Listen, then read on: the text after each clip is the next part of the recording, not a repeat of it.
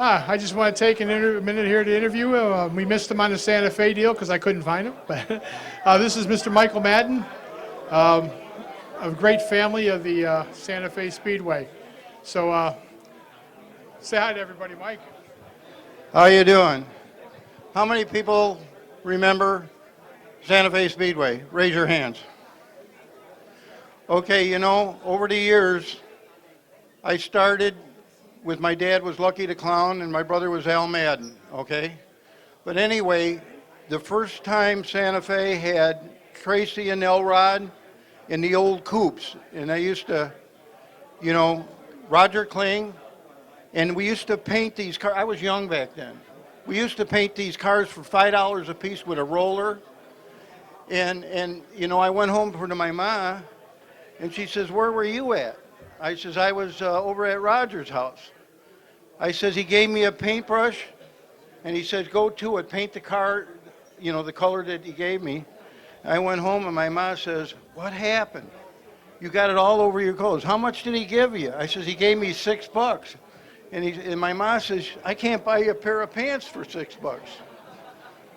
Okay, and then as time went on, you know, my dad is Lucky the Clown.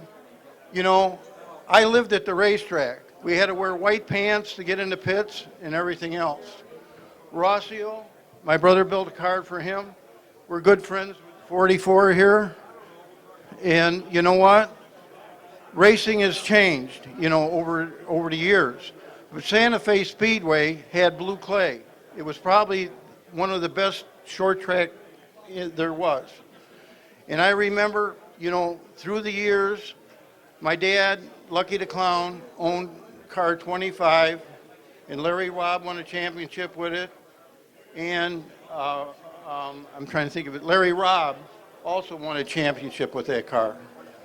And then my brother, you know, raced with, you know, Little John, Rossio, Garrett, you know, and I helped my brother do the maintenance on his car.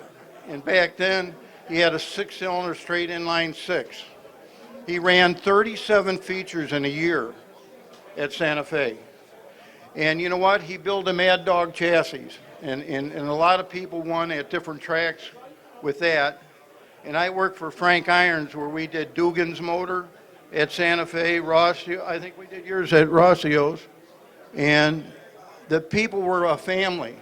One time I was there and I was taking pictures with my 8mm camera, and I left it at the racetrack. Well, my brother called me up and says, "Hey, Little John's got your camera on the back of his trailer, and he's going to save it for me." It was family, you know what I mean? It wasn't just any old racetrack. And back then, you know, they had Black Label as a beer at the fence. We'd stand on the fence. And when you got home after drinking Black Label, your head would be pounding.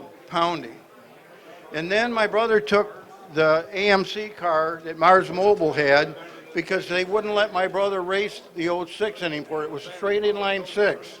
So he went to a Rambler with a convertible, and he won in that.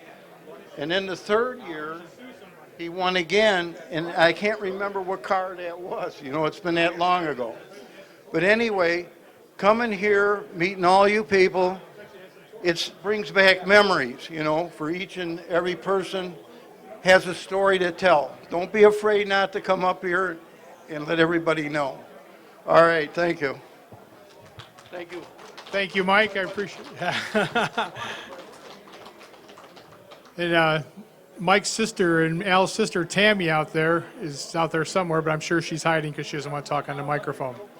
So I'm going to round up some Raceway guys here in a second, and so don't wander too far away, so we can talk about what you guys around here think about is probably the most popular track in the in the Chicagoland area. So thank you very much.